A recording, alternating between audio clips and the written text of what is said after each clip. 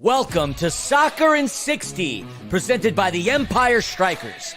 Get ready for your weekly look at all the pro soccer teams in Greater Los Angeles. We've got all the news and analysis you need, from LAFC and the LA Galaxy to the Empire Strykers, Angel City FC, and Orange County Soccer Club. Now, buckle up and enjoy Soccer in 60. Good afternoon and welcome to Soccer in 60. I'm your host, Tim Kolacz. This is the show where we go around all the professional soccer teams here in Greater Los Angeles. Today we're going to be talking about LAFC and their hard-fought hard-fought game this weekend against Minnesota United. We'll talk about LA Galaxy and their incredibly exciting 3-3 draw against St. Louis to stay unbeaten.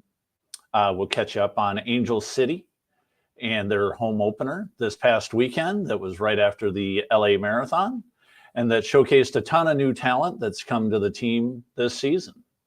We'll hop over to the Empire Strykers and their nationally televised game on CBS Sports Golazo that was had the play-by-play done by my co-host, and we'll get to him in a minute. And then we're going to talk about Orange County SC and their big road win out in Pittsburgh.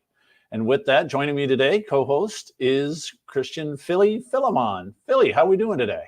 Doing good, Tim. Thank you very much. Happy Thirsty Thursday to everybody out there. Just trotting through this week. Finally made it to Thursday. One more work day before the weekend is upon us. And, one more day before we have a lot more football back into our lives. But really excited to be here. Soccer in 60. We got a lot to talk about today.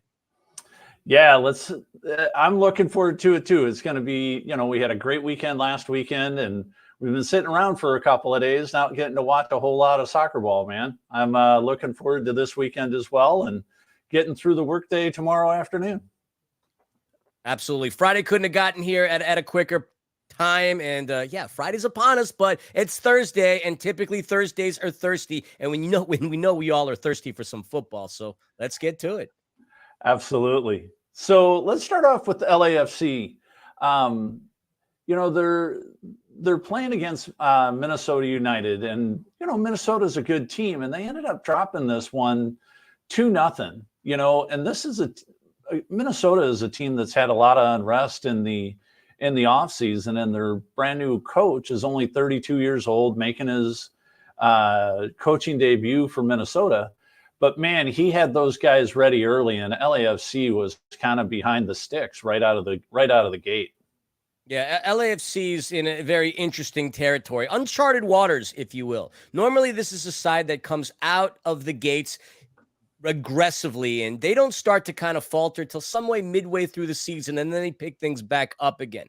Very auspicious start, but you said it. Eric Ramsey at the helm, making his debut, 32 years old, spent some time overseas in Europe. And for Minnesota United, this is a completely different set of circumstances because Adrian Heath had been there for the entire history of Minnesota's tenure within the MLS and partially within the USL as well. But they do have a very talented and stacked team. They brought in Teemu Pukki last season from Norwich City, the all-time leading scorer for the Finnish men's national team. And they have a lot of really good players. And the Loons, which is how Minnesota United is affectionately referred to, this is a team that undefeated on the season. Very good on the road, as they have been, and they had a really hard-fought game against the Columbus Crew early on the season at home, 1-1 draw. That's a good thing when you're off to a 1-1 draw against the defending champions. And for LAFC, we haven't seen very many goals from them this season. We haven't seen much of anything offensively since their home opener at BMO Stadium against the Seattle Sounders. But like you mentioned, it didn't take very long for Minnesota to get themselves on the board. They scored quick and ferociously, but before we talk about that, LAFC did have a nice opportunity. Denis Bouanga took a nice pass in from Kike Oliveira on the right side. That drew Minnesota United's goalkeeper, Dane St. Clair, out of his box. And as fast and as aggressive as Denis was, he had a brilliant look, a chip, but missed the net. This is a guy who was last season's Golden Boot winner. And he's been snake bit thus far, came ever so close to getting LAFC started on a good note. Yeah, he just came out and he was on fire, and between him and Eduardo Atuesta, making his 100th appearance. They have really come in and kind of holding this team together. But again, you mentioned it, 2 goals, one by Mateus Bogus and one by Timothy Tillman. Getting 2 goals in the first 4 games isn't going to go very far. And I'm just wondering where they're going to get extra goals from. Denis Bouanga is going to get some goals, but he can't go score 70 goals this season. No, he was pretty darn close as one could be. I mean, he was, I think, top 5 for sure globally in terms of the amount of goals he scored over a calendar year. But this problem that LAFC has right now, really no different than the problem they had last season. When Denis Bouanga wasn't scoring, the team was having trouble. Carlos Vela contributed offensively, but a lot of that being in the beginning of the season, and a lot of that happening during the Open Cup tournaments and the Leagues Cup, so on and so forth, and CONCACAF Champions League. But where LAFC really faltered big time in their past match over at Allianz was defensively. When Minnesota United scored their first goal, it was off of a set piece. An unfortunate foul occurred, which led to that. And that enabled the ball to come into the box. A beautiful, beautiful pass by Jung Sang Bin and Jesus David Murillo, center back for LAFC, heads that bad boy directly into the path of Robin Lod. Unfortunate. Robin Lod just said, "Thank you very much for serving me this on a platter. Here you go, Hugo Lloris." Hugo Lloris could not make the play on it. And when LAFC goes down early, they typically have a tough time coming back into games. They were far more successful last season when they were the first team to score. But that first goal was off of a defensive error by Moody, as they call him down at LAFC. And then the second goal as well. You had a substitution in the 70th minute. Timu Puki comes out. Halongwane comes in, the South African star. And we're talking like for like in terms of the type of player that you have there. But somehow a ball comes in from Tapias through 3 LAFC defenders, past Nathan Ordaz, somehow past Eddie Segura. Omar Campos completely gets caught snoozing, and Halongwane absolutely slots it home. So offensively, LAFC wasn't there, but they really let up these goals defensively. And historically, Tim, and I'm going to let you go forward from there. I'm getting tired of hearing the sound of my own voice right here. Historically, LAFC doesn't lose in Allianz. They have never lost a game whatsoever up there. But that being the case, the Loons have also never beaten LAFC. Those games have always ended in draws. The 4 times in franchise history going up to that stadium in Minnesota, these games always came out in a draw. And had it not been for those defensive lapses of judgment, I think it would have come out with a draw again. Yeah, you had mentioned that very first goal. And again, it's a brilliant swinger into the box. And I think it's just a defensive lapse. He might have jumped up too soon, so he got his forehead on it. But yeah, when you put it at the feet, at the 6-yard box, there's not a lot of guys that are going to lose. And Hugo Lloris had no chance. The ball goes into the side netting, and it's 1-0 early. And then, as you mentioned on the second one, it's another defensive lapse. So getting LAFC to shore up that defense a little bit more quickly, especially this early in the season, I think it's going to be key. And they're playing again this weekend. And if they don't get their stuff together, they're going to have a long afternoon this weekend. And, to your point, you have a couple of defensive lapses. But again, when you have Minnesota United, who's unbeaten, they got 3 wins. They're knocking on the door most of the game. It's very hard to beat a team like that when you give up a couple of defensive miscues with somebody as good as they are. Yeah, of course. And what's even more surprising, though, is the fact that LAFC has been scoreless in their last 3 matches. They don't count this as far as injury time is concerned. Otherwise, the minutes would be more. But they've gone 305 minutes since that last goal against Seattle. I mean, that's wild. You go back to the 55th minute in the season opener against Seattle on February 24th. This is not the LAFC team of years before that would score a lot of goals and then maybe let in some. Ever since Steve Cherundolo has come at the helm of LAFC, defensively, they've gotten a lot better. But offensively, they've struggled ever since they let Chicho Arango head down to Liga MX at Pachuca. The way that I see things with this team is they'll beat you on the counter. They're very good at catching teams on their mistakes and going for fast break runs on that counterattack. The problem is when they're holding possession, they're having a tough time building out of the back. They're trying to go over the midfield, and that's just not getting it done right. Passing wise, their accuracy has been rather suspect. And considering how talented the midfield is, with that of Tillman, Sanchez, and Atuesta, it is rather suspect. But Denis not scoring goals has been concerning thus far. But don't get it wrong. This is a guy that when he scores a lot. This is a man who scored multiple hat tricks last season, multiple braces, a man who came off a jet lag of flight after playing with Gabon, 3 hours of how much sleep, 3 hours to BMO Stadium, and then all of a sudden he gets LAFC on the scoring line. Once he opens his scoring account, the floodgates will be wide open and LAFC will be solid, but other people need to score. It can't just be him, and oddly enough, he has no goals this season, despite being among the top 5 players in Major League Soccer with shots on goal. Yeah, I mean, he's got 20 shots on goal, and you know, he's pretty accurate on those too. He's got 5 on, you know, he's got 20 shots, 5 on frame, and so if you get, you know, he puts 1 or 2 in, you know, like you said, I think the floodgates are going to open. You did mention Carlos Vela, you know, with him not being in that lineup and structuring that defense as well as he does, do you expect to see Carlos in a LAFC uniform this season? I still do. I mean, I know the powers that be are still trying to work things out. It would be a shame to allow your first signing, your first marquee player to walk like that. I know that the front office always established the fact that they want to make sure that their designated players and their stars get treated well, and that everybody that wears a black and gold jersey has the ability to play for their national side. I do think Carlos Vela will be back, but that being the case, do I think he's going to make a massive difference? Maybe. But I don't envision him being a starter consistently. I envision him coming off of the bench and adding a spark somewhere second half, 65th minute, because Carlos is a little older and a little slower than everybody else. So he's going to only slow things up offensively. They're really going to rely on a number 9 that they're potentially going to sign in the offseason. Yeah, all right, fantastic. So before we move on to the Galaxy, let's let everybody know that we're now live on YouTube and on Instagram, and that you can also stream us on the EmpireStrykers.com. And that's Empire Strykers, Strykers with a Y.com. You can catch us on live and in person on TV now too.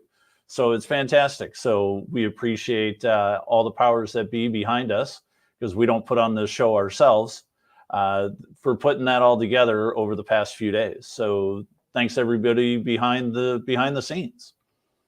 So LA Galaxy, the game they had against St. Louis City this past weekend was nothing short of, I don't know if you want to call it extraordinary, super fun, of just a gas to watch. I mean, you've got a 3-3 game, you got a equalizer in the 95th minute, you know, 90 plus 5. It was amazing to watch, and just seeing everybody get after it the entire game. Between the two LA teams, without a doubt, this was the more exciting game. Now, Galaxy have shown a propensity and a knack for finding the back of the net. And obviously that all starts off with Dejan Joveljic, who's been on a tear, going into the game against St. Louis already with 3 goals. You know, spoiler alert, he's going to contribute that way as well. I mean, Galaxy are a team that last season struggled to score goals. They were a team that really struggled all season last year, finished in 13th place in the West, whereas St. Louis was a team last season in their expansion year. Their inaugural season, they came out red hot, winning the Western Conference during the regular season, 17-5-12, which is utterly impressive for a brand new franchise.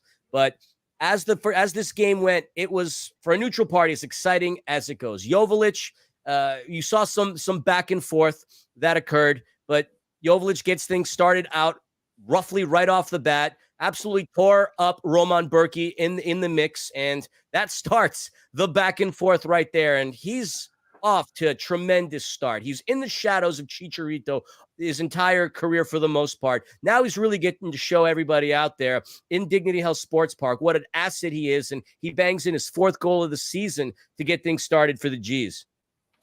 Yeah, and it's interesting, you know, we were just talking about LAFC not being able to put the ball in the net.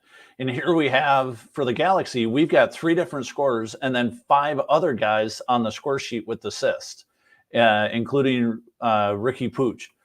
The guys, they're getting scoring from all over, from midfield, from their forwards that are supposed to be scoring. And they're getting defenders to getting in on it too. So it's fun to watch the Galaxy just because they have so much firepower. Now, they are giving up 3 goals a game, in this last one against St. Louis City, but that's to be expected when you're dealing with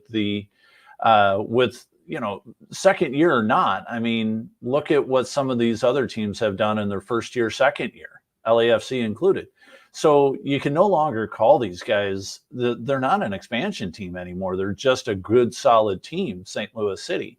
And for the Galaxy to come in and get 3 goals against these guys is pretty impressive. It is, but obviously, they can do better in terms of finishing their opportunities. I mean, 13th minute, huge missed opportunity. You had Pooch and Joveljic hitting the woodwork within the same sequence. What are the odds of that? But problems start happening when you make careless passes. And the Galaxy did have one in that 27th minute that enabled Ostrak to punish them for their passing sins. So there are areas where they can improve. Obviously, it's early in the season. Plenty of opportunities for every single team to improve. But that shouldn't have been a goal. If you're head coach Greg Vanney, your blood's got to be boiling at that point. Such a careless turnover, enabling this team to get back through it. But as gritty as they've been all season, 5 minutes later, they're running out on the counter. Paintsill, the third player for the Galaxy, to hit the post within the first 35 minutes of the game. They were getting their shots, and they were getting some pretty good looks, but there must have been some kind of magnet on that ball because it hit more of the woodwork than it hit Roman Berkey's gloves.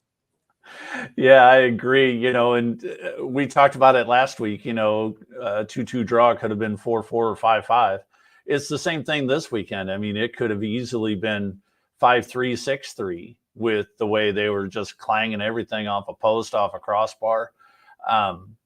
The ball was just not going in on opportune times.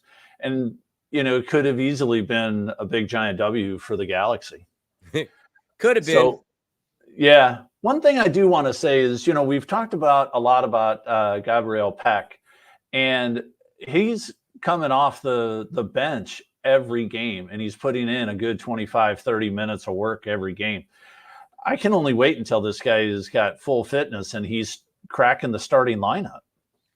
He's shown some very impressive maneuvering early on, and he's just getting acclimated to his team, the chemistry. Greg Vanney obviously doing what he can to slowly assimilate him into the lineup, but don't be surprised if halfway through the season we won't see this young man starting, and he should, because the amount of money they shelled out for him is not typically something they would shell out for a young player. This is a team that's, by them, I mean the Galaxy, a team that normally shells out money for proven stars that have already contributed significantly in global football. Peck, great talent, but not of the likes of a Chicharito, a Zlatan Ibrahimovic, or Robbie Keane. The list goes on and on and on. But we'll see him in there. But his counterpart, Paintsill, this is a young man who has been remarkable. Real quick, I just want to mention Joao Klaus of St. Louis FC is another player that was snake bitten in today's game because he came up close on a number of opportunities. But when he misses in the 50th minute, I think this is where the Galaxy really take advantage. Marky Delgado slicing through that St. Louis defense, and a brilliant pass and a ridiculously fast maneuver by Paintsill, and there's nothing Roman Berkey can do. Paintsill, absolutely outstanding. This young man's pace is unreal. And you could see time and time again, they would go over from that midfield onto that right flank, connecting in with Paintsill, and he would make things happen. So you get him firing on all cylinders. You get Peck doing his thing. You got young Ricky Pooch. You got Dejan Joveljic. You got veterans and the likes of Marky Delgado doing things. If they can only improve their back line, this is going to be a team that's going to be very tough to beat. Yeah, with Paintsill, he bagged a goal and he's connecting on 80% of his passes. I mean, to be able to do that, get a goal, put the passes on a dime, it's going to be really fun to see once everybody comes together. And, they're playing great now. I can only wait for the next 4 or 5 games. Of course. One thing I did want to mention, though, is Martin Caceres. At the end of the game, and I know he had to do it, but he's played the full 90 for the first 4 games for the Galaxy. Him getting a red card in 90+9, how's that going to affect the team going forward for the next couple of games? Well, obviously, Caceres is a legendary player. He's played at some of the biggest clubs in the world. I mean, played for a little bit at Barcelona, played for Juventus, played for Fiorentina. I mean, a very well-traveled player. I mean, 100-plus caps with Uruguay, which at one point was top 5 teams in the world. Now, that foul that he made, tactical as it was, he had to. It stopped St. Louis from getting themselves into what could have been a surefire opportunity to score a goal. Now, with the way that I would view things, like for Greg Vanney, he operated in a 4-3-3 to start things off, obviously to make things very exciting on a team that could absolutely press. But, going back to last season, he would implement 3 defenders in that back line, utilizing a 3-4-2-1. I mean, you could go all the way to even decision day last season. Galaxy would employ that line. So you'd still have some other defenders to really back things up, but then you'd really have to stack the midfield to really prevent opposing teams from getting through. But I think that's the step that Vanney could essentially do to make up for the loss of Caceres. But obviously, that's a big player that's not going to be involved in your next game. And he almost got himself on the scoring line as well. Had a brilliant header, but a world-class save by Roman Berkey to keep him out of the back of the net. Yeah, and that's one of the things, even though we've got the Galaxy are scoring goals in bunches, you never want to lose a guy Caceres's level, because he's playing hard the whole game. He's getting his opportunities. So to see him out for the next game, that's going to be a tough one. But I like your thinking. You go through a 3-4-2-1, it gives you a lot more opportunities to shore up that back line. Yeah, and real quick, I know we're going to have to get ready to move on to another segment, but obviously the game went back and forth, and just when you thought St. Louis is going to roll into the digs and come out victorious off of a set piece, Gaston Brugman connecting in with Yoshida, the first player not named Puch Joveljic or Paintsill to score, puts the G's in a situation where they can get themselves a point. And what's awesome about this team thus far, only Inter Miami has scored more goals than the Galaxy. They have 9 goals to Inter Miami's 14, but as we alluded to, they can't let in the same amount of goals. I believe they've let in 7. You got to shore up and fix that goal differential if you're going to look to be competitive. Yeah, perfect. All right, so let's hop over to the Empire Strykers. We talked a little bit about it at the top of the show that they were on national TV this past weekend, and my co-host Philly was doing the play-by-play. So I rewatched the game because I was in the stands with over 5,000 other crazies screaming and yelling for the Strykers. It was a great thing to watch, and there was probably the goal of the MASL season by Harold Hansen, and we have a clip of that. So let's go to that clip, and it's an incredible, incredible goal. End. Hansen has it. Saved by Pardo. A huge save by Bars Pardo. And a bicycle kick. What an unbelievable golazo score.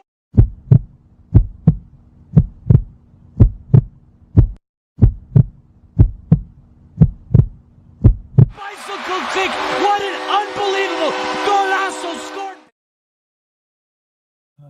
And joining us this afternoon is the man of the hour with the bicycle kick, Harold Hansen. Welcome to the show, Harold.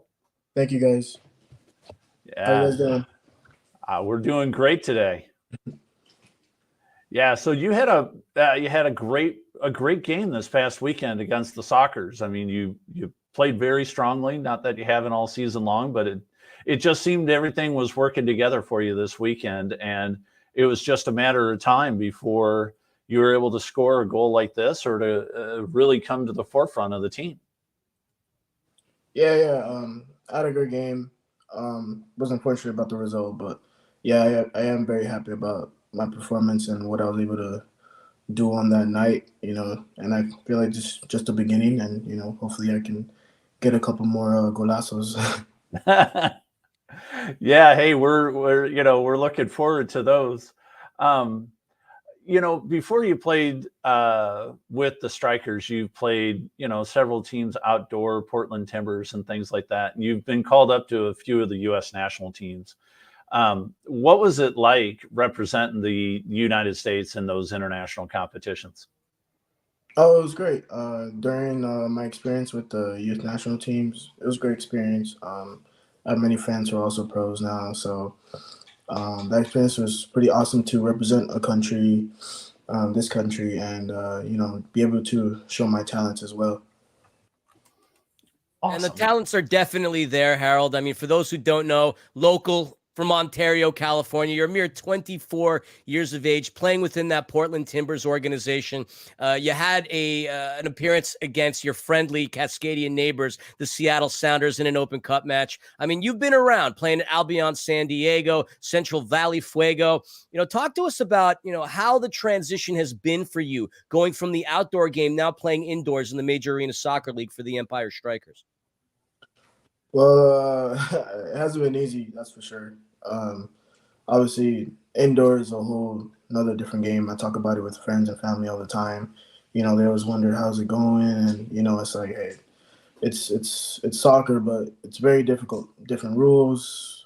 You have the walls, they're unpredictable, and it's been a tough transition. But I think for the most part, I've done well. I've done a few points and being able to show what I could do out there.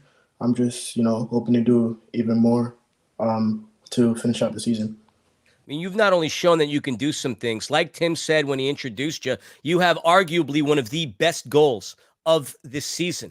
Talk to us about, how that play developed. Obviously, we saw you, coming through on the counter, one-on-one with San Diego's keeper, Boris Pardo. He stuffs you on the first attempt. Then that ball happens to come off of the plexi, and then you went for the bicicleta. You absolutely smoked that. I know Brandon Escoto, they may say, has the best goal. I'm going to argue that was a better one because it was, under duress with Pardo there. But walk us through how that play developed and how you saw it occur.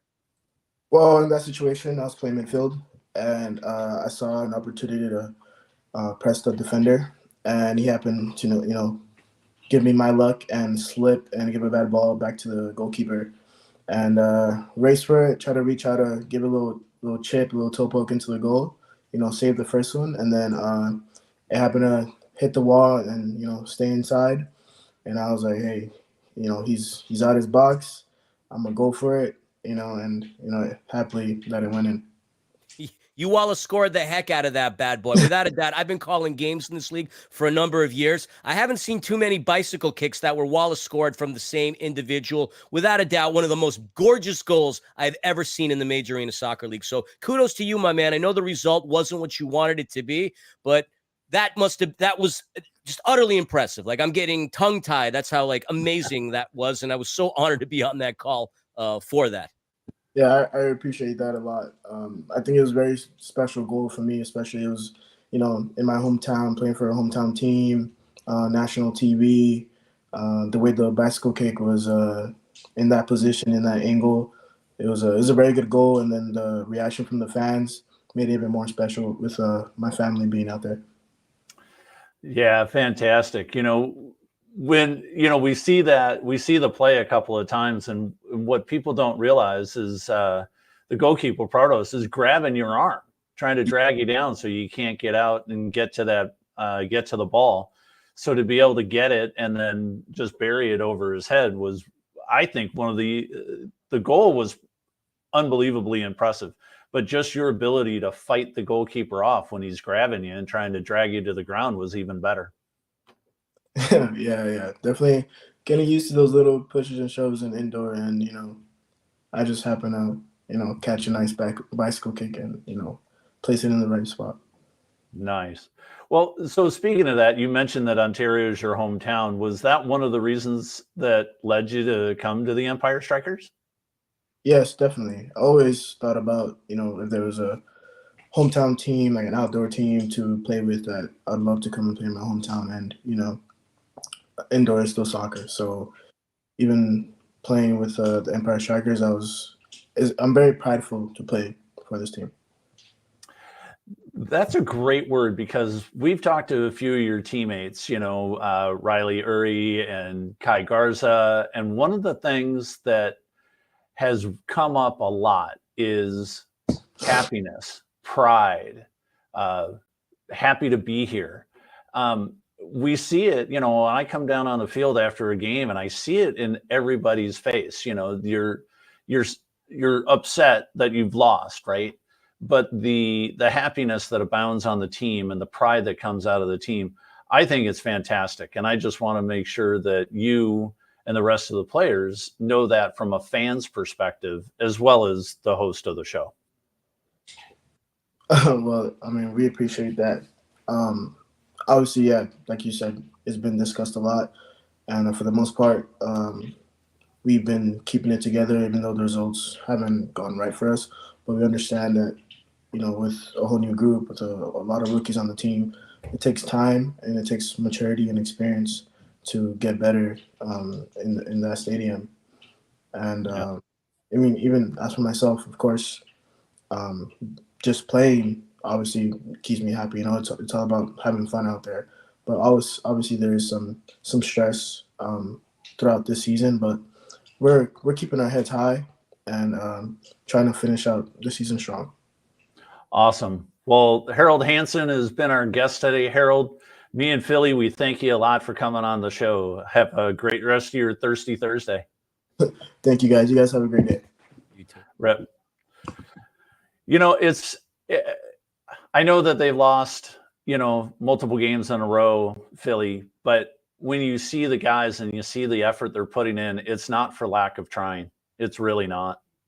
No, they're giving it their all. And Harold mentioned it. I mean, you got a lot of players that have never played the indoor game up until this season, himself included. Then you got first-year head coach Paul Wright, who's, trying to get a feel for these guys. And, there are a lot more younger kids on the team that have never played than veterans. I think from last season's team, we're only looking at 5 players that have returned. So obviously it's a matter of chemistry and everything, but if these young players go out there and continue to learn and develop and play the game the way, it's meant to be played and the way Paul Wright played it himself during his time in San Diego, the future is bright. We've had a lot of things to be, optimistic about, including the performance of Marco Fabian, who's been amazing. But, you see the development of Harold Hansen. First year in the league, and he scores arguably one of the greatest goals we've seen all season. So testament to the talent that's on this team, because there is plenty of talent. Once it all comes together, MASL, watch out. Yeah, and you mentioned that because talking to the guys, like you said, there's only 5 guys that are returning from last season's team.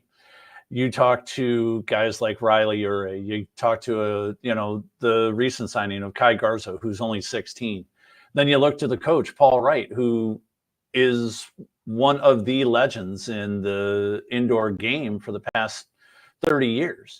He's the guy. And to see the guys continue to improve, to talk about the game, Harold getting better and better on a game-by-game basis by his own admission and not really understanding the indoor game.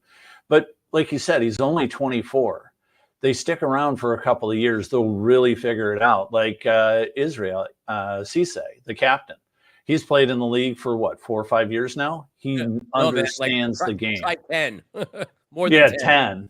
Yeah. He's been around forever. So he knows the game. He knows the angles. He knows how to play the game. And it's fantastic to watch guys like that continue to play, continue to grow the indoor game and getting more and more fans. I mean, the arena the other night with 5,000 fans in it was electric.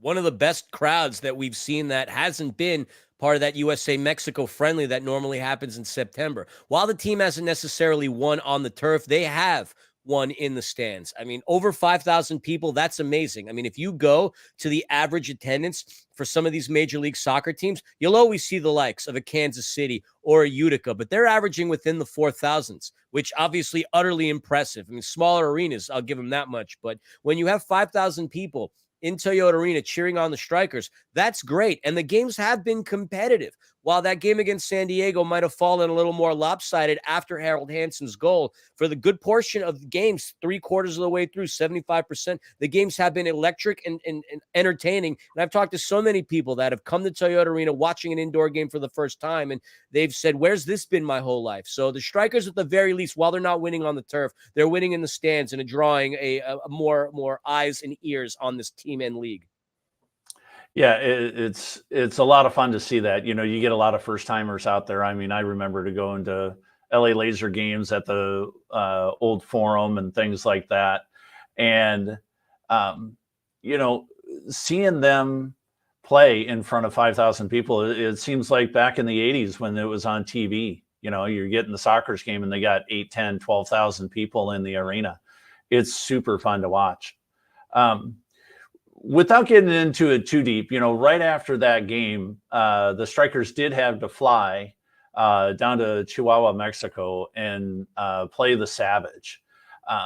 You could tell that they gave everything they had in the entire game, but you could just tell that they were super tired after that first quarter. You know, they were in the game in the first quarter, actually had the lead 1-0, and then the game just got away from them the last 3 quarters.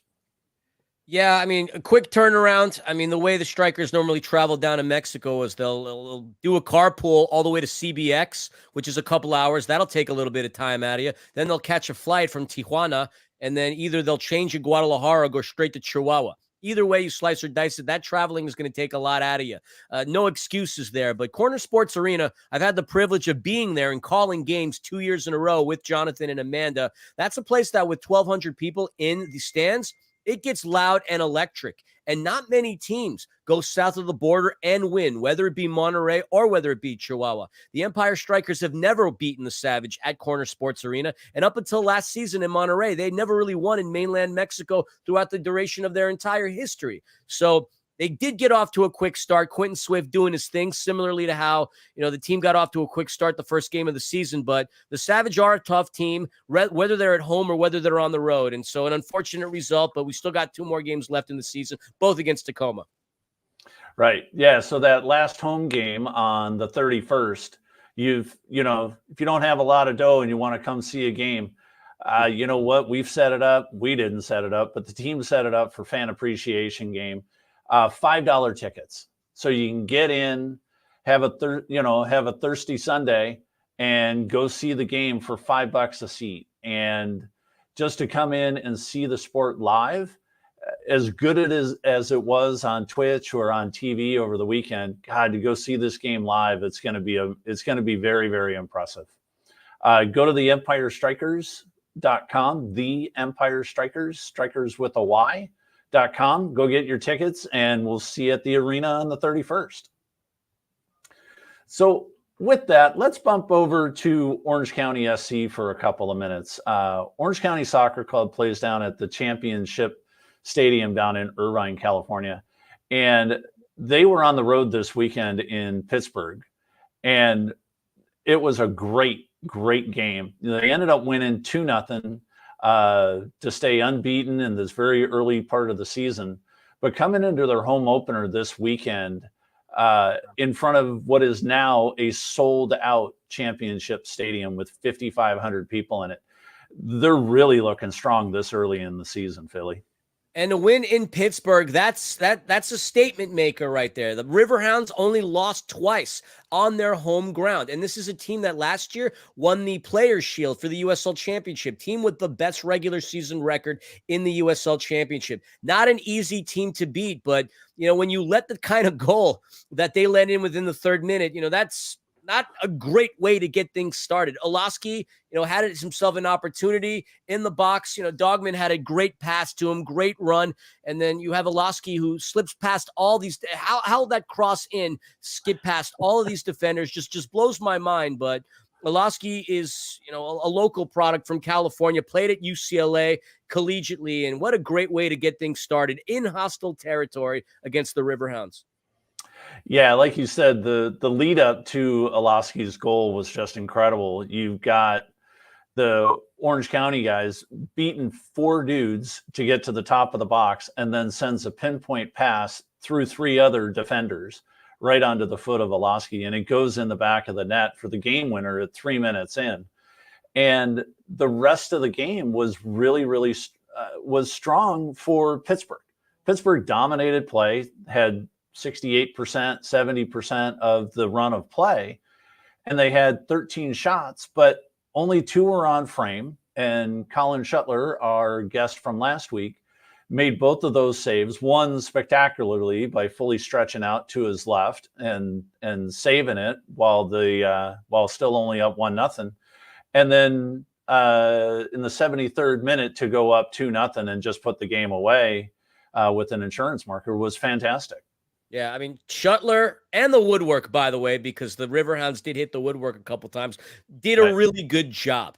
And obviously, when you have the insurance goal by former member of the LA Galaxy, Cameron Dunbar, who came in for Olaski, I believe, in the 60th minute, that speaks volumes. You got players that have been at the MLS level, now going down to USL and doing big things. And OCSC, I do feel like they can contend with a lot of the teams in the lower tier in Major League Soccer. But a tremendous win on the road, tremendous defending against the Riverhounds, who passing accuracy, dominant, number of shots, dominant. But, it's not, doesn't matter who controls possession, who has all the shots. That's all philosophy. You do what you can when you have the opportunity. And for OCSC, you're looking at 2 goals on 2 shots. They were far more efficient than Pittsburgh was. Yeah, it's making the most of your opportunities. I mean, we talked about it earlier in the show with some of the opportunities that LA Galaxy had. It's the same thing here with Orange County SC. Is they had 2 really quality opportunities and they buried them both. To put away the Riverhounds, which, again, like you said, is darn near impossible on their home turf by only losing 2 games last season. Well, they've already got 1 of those this year. So Orange County off to a great start. You can't go this weekend, but go pick up tickets to one of their next home games. It's a fun place to go see a game, very intimate, 5,500 people in the stands. And go to their website, check them out, and it's going to be a fun time. With that, let's hop over to Angel City. They had their home opener this past weekend, and while they dropped it 1-0, I mean, the future is bright for Angel City. They have got some really, really high quality talent, and half of them are teenagers. Yeah, I mean, it just goes to show you that the future is bright. I mean, when you have a good crop of teens in that sense that can really contribute to a senior club, I mean, the future is very promising. Yeah, so right now we're going to bring in our resident expert on Angel City. We have Amanda the Panda Fillian on the show with us today. Amanda, how are we doing this afternoon? I'm doing great. Hopefully you guys can hear me well. I'm doing this again from work. That seems to be the common theme, but so happy to be here and kind of catch you guys up a little bit on Angel City's game this past weekend and kind of what's going on with them and what you guys can expect. And you kind of already alluded to the fact about their home opener this weekend that happened. We've been talking about it for a couple weeks now, and it finally was here on March 17th. And despite the result not going the way that Angel City really wanted their home opener to go, there really are a lot of positives that we can take away from this game. And some of those that I really want to highlight are something you already mentioned. The future is bright. We have such a young squad. And when you go back and you look at this game and you look at the highlights, you're going to see a lot of names like that of Kennedy Fuller. We mentioned her a couple weeks ago as their new signing, who just turned 17. We're going to hear about Giselle Thompson, the sister to Alyssa Thompson, who are both still teenagers as well. And, they both had outstanding performances this past game. And, the other part of this that I want to highlight is we had a lot of new faces make their way into the Angel City squad this season, and they were definitely some highlights in this game. That of Megan Doherty Howard, who we got from San Diego. She had some fantastic shots during this game. And Messiah Bright, who came over from Orlando. She was amazing, and we just really have a lot to be hopeful for, I think, and before I really get into this game, I just wanted to kind of highlight the fact that this game scoreline of 1-0 really doesn't tell the whole story of what I saw when I watched this match and all the highlights, because Angel City really dominated every category of the stats line whenever I looked at the stats at the end of the game. I mean, they had 19 shots, 9 on target, 59% of the possession went to them, and they had almost 80% pass accuracy. Something that I think a lot of the teams that we talk about on the show have a failure to grasp is that finishing those shots. You can't win a game if you don't finish those shots. And at the end of the day, that was what happened with Angel City. They failed to find some creative ways to get that ball in the back of the goal, but they sure did make it fun. Let me tell you, this was one of those real good NWSL matchups that was back and forth. There were lots of great shots. There were lots of great saves, lots of great defensive blocks that were happening inside the box, and just really enjoyed watching Angel City come back in front of a sold-out 22,000 capacity stadium of BMO, and boy, was it rocking. It was a lot of fun to really witness and to be, back in that kind of atmosphere again. Absolutely. For those of you who don't know, we're joined by Amanda Fillian, otherwise lovingly known as Panda, because it just simply rhymes with Amanda. And she is the sideline reporter for the Empire Strykers, as well as one of the co-hosts of the Angel City FC podcast, Angel City Chicks. And she's been a season 1 media member and season ticket holder from the get-go. Now, Amanda, and by the way, she's not my sister, folks. She's my wife, just in case you're wondering. Now, with Bay FC winning this game against Angel City on the road, they now become the third different California expansion franchise to win their very first game. Now, we saw how that all transpired back in 2018 with LAFC and the Galaxy in that game that created a hellacious rivalry that we still see to this day. Do you think that game between Bay FC and Angel City FC has the potential to become a very hot rivalry, same as it would be with them in the San Diego Wave? I mean, yeah, absolutely. I think I've talked about this before and how I feel like this rivalry feels far less forced than the one between us and San Diego. I feel like this is, a tale of two separate cultures, two types of teams that are coming from different backgrounds. They came in at different times.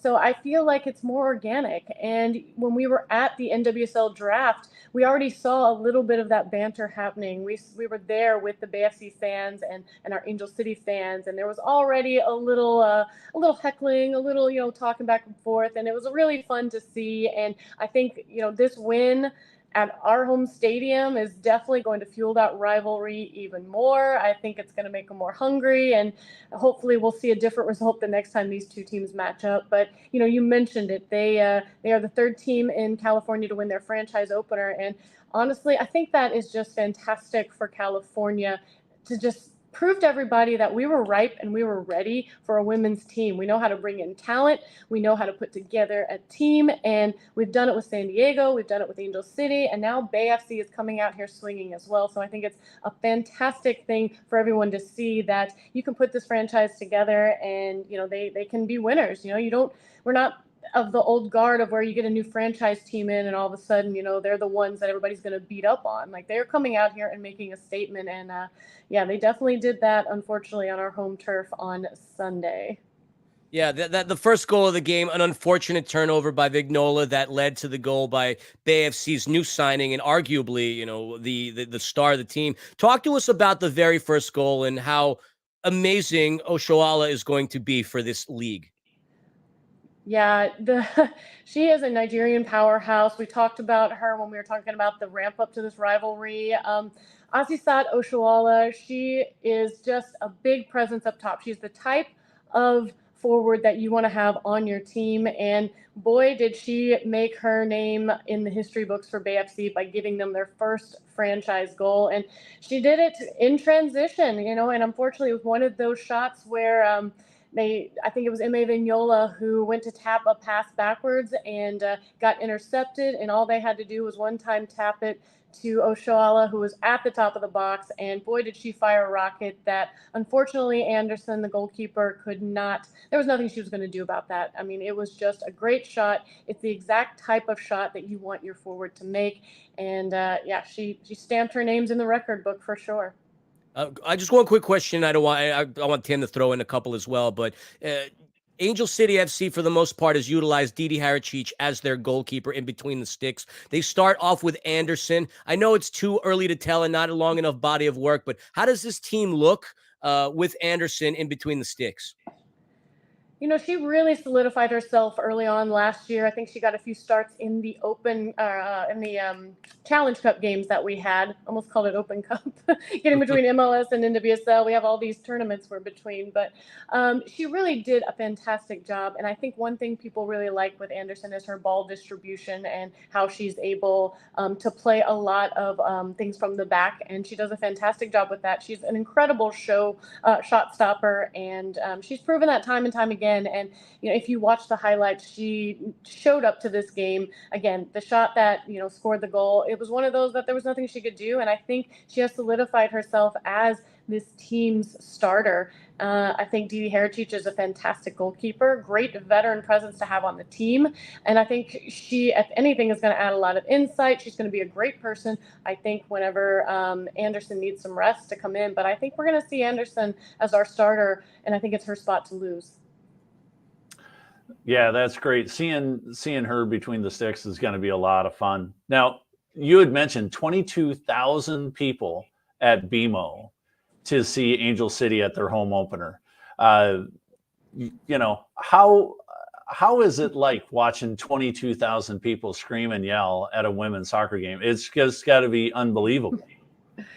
You know, it's fantastic. And I say this a lot of times when people ask me this. We go to LAFC games, we go to Angel City games, and 22,000 people at an Angel City game just feels a lot different to me, to be honest. It feels like all 22,000 people are out there cheering on the fact that we are seeing women out there on that turf, just literally living out their dreams and doing what they have pretty much spent their whole life trying to get the NWSL to have for them. And it's finally there, a full stadium of fans who are happy to be there. They're chanting the entire time.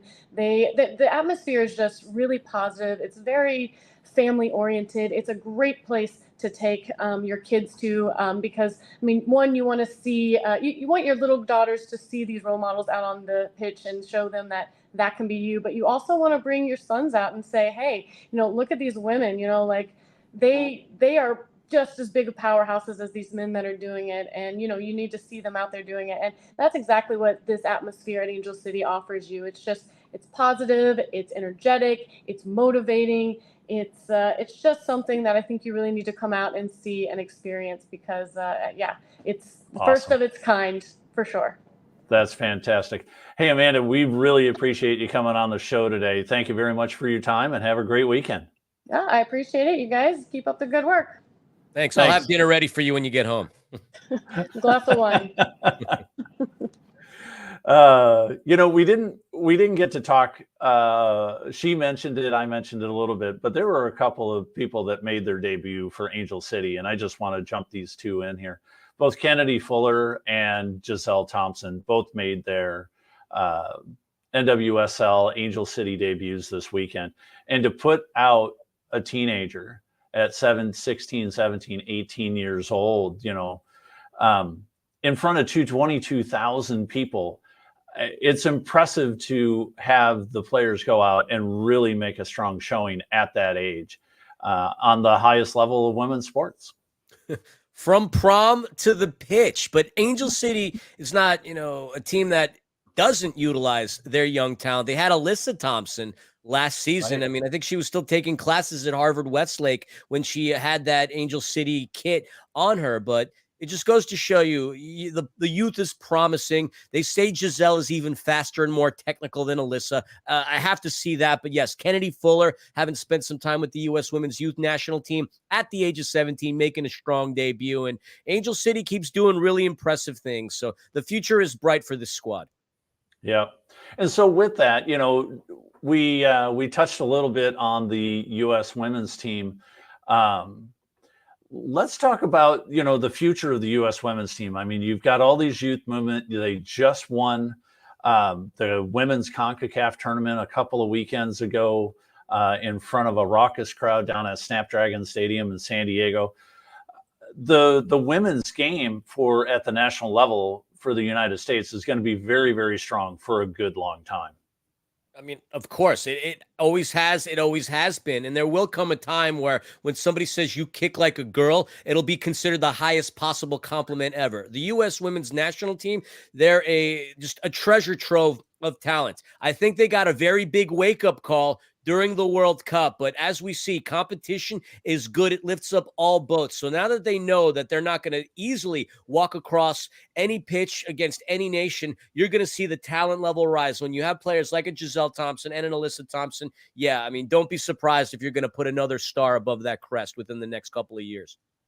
Yeah, for sure. I agree, because they've got it together. I mean, them losing to Mexico, them falling out of the Women's World Cup early last time really put the onus on the team to really come at it and really understand that the rest of the world is catching up. They're not there yet, but we've seen it where on any given Saturday, they can come in and beat the U.S. team. Of course. And that just makes it more exciting because it gets kind of boring when one team dominates as much as the U.S. women's national team did. Now you have a competitive opportunity on both sides of the pitch. Great talent appearing on both sides. It just makes it a lot more fun. And we're getting to see a lot of those amazing international talents here in the NWSL as well. So I love the women's game. I've always said that women's sports, if you are a true fan of the game to be played at its purest, the women, it doesn't matter whether it's soccer, basketball, professional wrestling, women are far more fundamentally sound than men are because they're not relying on this freakish athleticism. They play the team game and the fundamentals better than the men do, and I will die on that hill. Yeah, absolutely. As when I was refereeing the high-level games, you could just tell that initially the women were just so much more technically sound. Their positioning, the communication between the players, talking to each other, getting the passes to each other. It's just more technically, I refereed soccer for a long time. I played ice hockey for a long time. And you go play pickup and you go play against, you get one team with 3 or 4 women on it. They're going to tic-tac-toe you to death and you're going to be down 3-0 before you know what's happened because they just understand it from at a much different level. Right? They're just understanding it, where the position is going to be. How do I get to here? And it's a joy to watch. It really is a fun game to watch. And Angel City is one of the best out there. Absolutely. Real quick before we wrap things up, we got to highlight quickly the CONCACAF Nations League is going on at the time of this recording. Currently, the United States are down against Jamaica at halftime by a score of 1-0, a game in which the United States is utterly dominated in possession, passing accuracy, so on and so forth. They find themselves coming out of the locker room down to the Reggae Boys. All right.